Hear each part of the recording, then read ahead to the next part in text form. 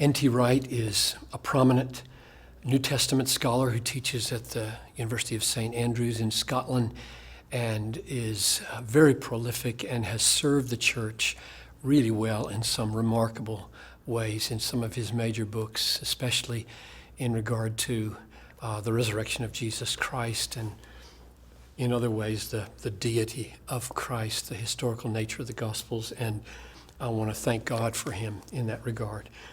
When it comes to justification, his way of speaking has, I would say, at least been confusing for a lot of people.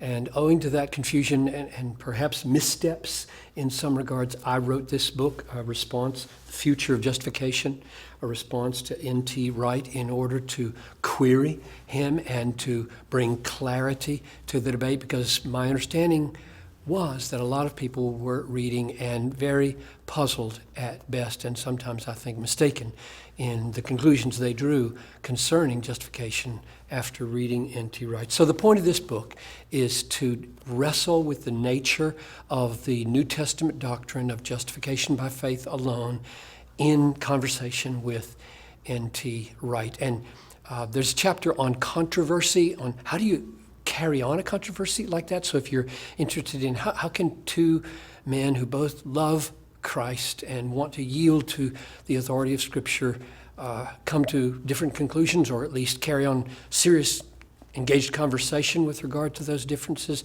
this is what I try to represent with this book. And if you're just newer to what is the doctrine of justification, I tried at the end to just unpack it without a lot of the controversial pieces so that we could simply rejoice together in what it means that God has, because of Christ and his blood and righteousness, declared us to be perfect and righteous and acceptable in his sight. It is a stunning and glorious gospel truth, and I wanted to defend it and explain it by interacting with N.T. Wright in this book.